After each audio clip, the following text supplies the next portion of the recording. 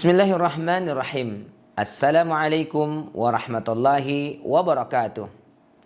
Hamdan wa syukran lillah. Salatan wa salaman ala rasulillah. Amma ba'd. Kaum muslimin yang berbahagia, puji syukur kehadirat Allah subhanahu wa ta'ala atas limpahan karunia kepada kita semua. Salawat dan salam kepada baginda Rasulullah Muhammad sallallahu alaihi wasallam, suri tauladan sepanjang zaman selama di dunia. Kaum muslimin yang berbahagia, Allah Subhanahu wa taala berfirman dalam Al-Qur'an surat Al-Baqarah surat At-Taubah, A'udzu billahi as-sami'il 'alim minasyaitonir rajim. Khudh min amwalihim shadaqatan tutahhiruhum wa tuzakkihim biha wa shalli 'alaihim inna shalataka sakanun lahum wallahu sami'un 'alim. Ambillah sedekah, yakni zakat, dari sebagian harta-harta mereka.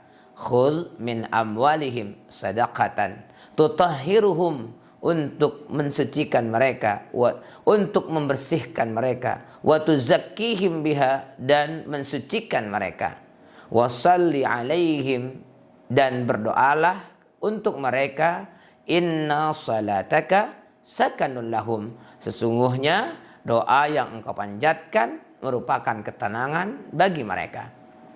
Pemirsa, hadirin jamaah yang berbahagia, zakat adalah kewajiban yang melekat pada setiap orang Islam.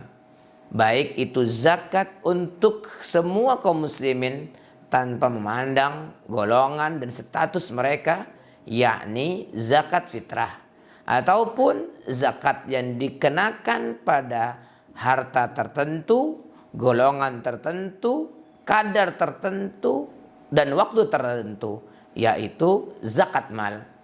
Firman Allah Subhanahu wa taala di surat At-Taubah tersebut mengindikasi, memberikan pemahaman kepada kita bahwasanya zakat adalah sebagian uang yang harus diambil.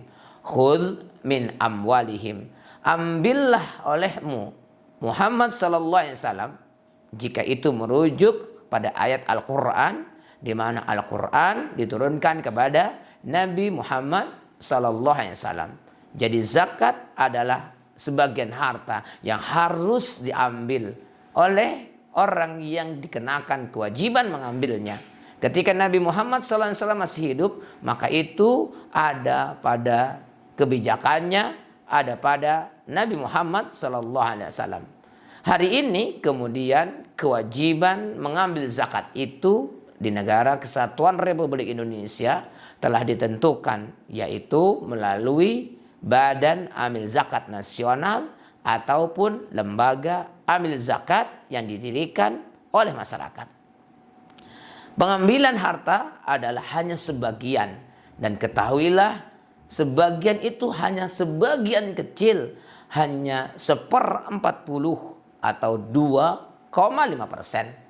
Karena ayat Al-Quran mengatakan khudh min amwalihim, min untuk menunjukkan sebagian, namun sebagiannya ialah sebagian kecil. Min amwalihim, dari harta-harta mereka. Artinya uang zakat atau objek zakat memiliki variasi, memiliki jumlah klasifikasi yang cukup banyak, sehingga kekayaan-kekayaan di era kontemporer ini, di era modern ini menjadi lebih berkembang.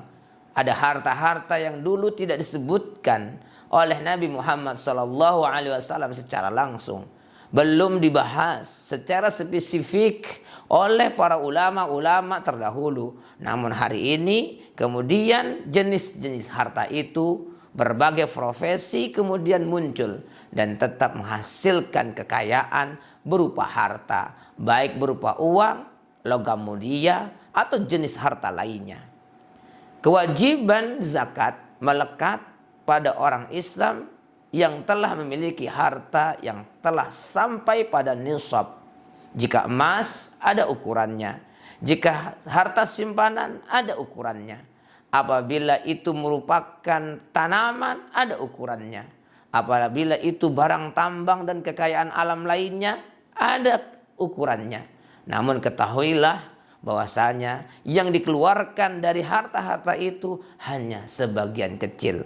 Potensi zakat yang begitu besar masih belum dioptimalisasi untuk membantu mengentaskan kemiskinan di negara Kesatuan Republik Indonesia. Khudz min amwalihim shadaqatan tutahhiruhum wa tuzakkihim.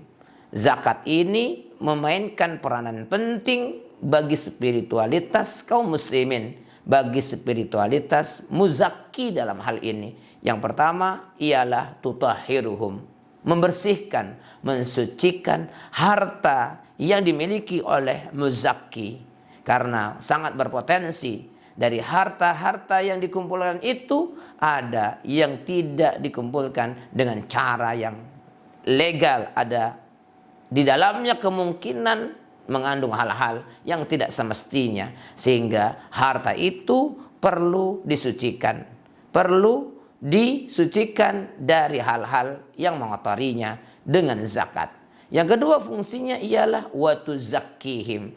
Jika tutahiruhum kembali kepada hartanya, sedangkan tazkiyah kembali kepada muzakkinya, yaitu membersihkan hati muzakki, hati orang yang memiliki harta, terutama pada bagian yang sangat sensitif, yakni bakhil, merasa bahwasanya ini atas usaha saya, atas milik saya, tidak ada orang yang berhak kecuali saya dan anggota keluarga saya.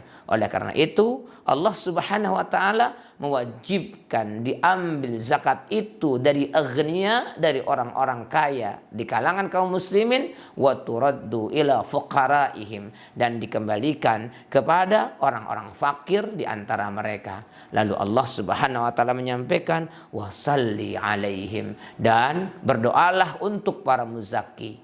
Berdoalah untuk orang-orang yang telah mengeluarkan zakatnya, sebagian dari hartanya itu. Inna salataka sakanul lahum, sesungguhnya doamu membuat mereka menjadi lebih tenang. Semoga Allah Subhanahu wa taala berikan kepada kita kemampuan untuk menjadi muzakki. Aqulu qouli hada. Assalamualaikum warahmatullahi wabarakatuh.